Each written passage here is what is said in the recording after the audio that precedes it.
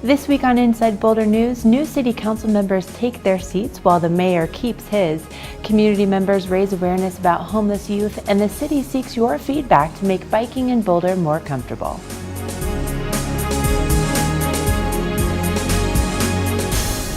Welcome to Inside Boulder News. I'm Ashley Prill. It was a big week for Boulder City Council. On Tuesday, Matt Applebaum was re-elected by his peers to serve as the mayor for another 2 years. In this position, Applebaum will continue to run city council meetings and represent the city on a number of important regional boards and at many public events. The council chose George Karakian to a 1-year revamped position as mayor pro tem and welcomed its 3 new members with an official swearing-in ceremony.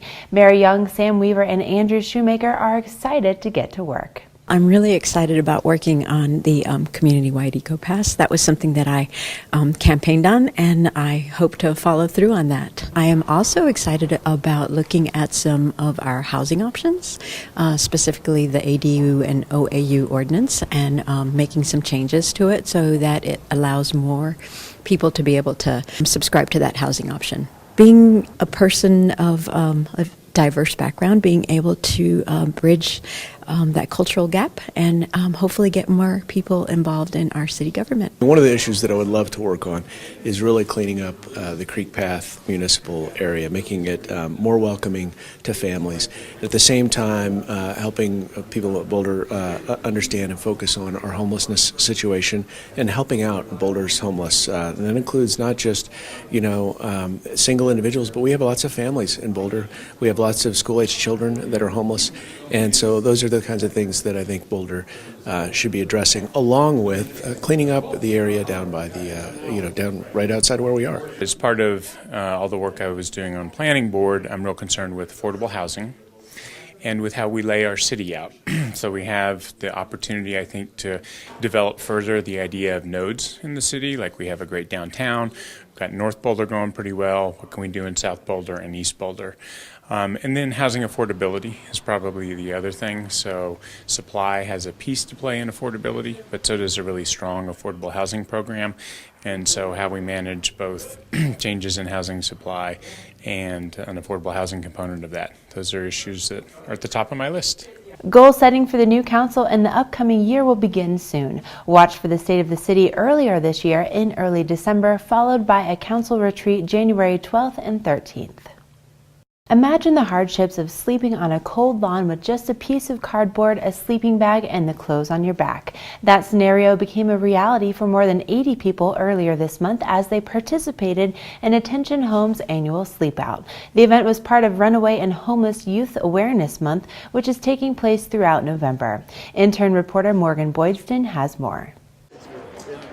It's important for our community to realize that this is an issue. I mean, there are countries that don't have any homelessness. In a country like ours, a state like ours, a city like ours, we should be able to do better than we do. Youth homelessness is an ongoing issue here in Boulder, with an average of 213 kids reported homeless on any given night. Solving this problem has been the focus of Attention Homes since they opened a homeless youth shelter 3 years ago. The Sleep Out in November is one of the events they organized during Runaway and Homeless Youth Awareness Month. It was an amazing evening. Everybody came together. We had an amazing session where people just got a chance to meet each other, hear one another's stories, shared a wonderful meal. We went to bed at about 11 o'clock and slept out throughout the night. They experienced the elements as many of our kids do. Fairview High School was one of several schools, businesses, government, and other participants from the community to take part in this year's Sleep Out. We knew we had had students who had come through over the last 10 years that I've been here, but we didn't actually realize how many students of ours had actually gone through Attention Homes, because we're not sure at any given time which students are homeless here at Fairview or any other school in America. I mean, it's not something kids talk about. The Attention Homes shelter opens up at 5 o'clock every evening for kids up to 20 years old to be off the streets and spend the night. They also have the option to stay longer, and young adults up to 24 can receive intensive case management services designed to help them re-engage educationally, vocationally, and find housing. We're out on the streets every day, connecting with kids and adults on the street and building relationships. A young person walks in here and they say, I'm having trouble with X, Y, or Z. And we've been doing it long enough and have enough of a connection with the service providers in the community where we can help them connect to or actually provide them ourselves with that service that they need. We provide a program where through street outreach, our day drop-in center and overnight emergency shelter, we're working to let the community know, and these kids know in particular, that this is a safe place for them to come. Our intention, wherever possible, is to help reunify the kids with their families. When that's not possible, our goal is to help them transition to long-term safe shelter. So I think if we can get the message out and get more people involved, then perhaps we can stop this issue that we have. So far, various events have raised $80,000 to benefit homeless youth. To learn more about Runaway and Homeless Youth Awareness Month, visit attentionhomes.org. You can also find ways to get involved by volunteering, donating, or even dining out at participating restaurants whose proceeds will benefit young people in need this season. You could help make biking easier and more comfortable around Boulder. The city is using living laboratories to explore different approaches in hopes of giving cyclists more confidence in sharing the road with cars. The real-world experiments are part of an effort to advance and innovate Boulder Transportation. This week we explored one of the latest installations, the cycle track on Baseline.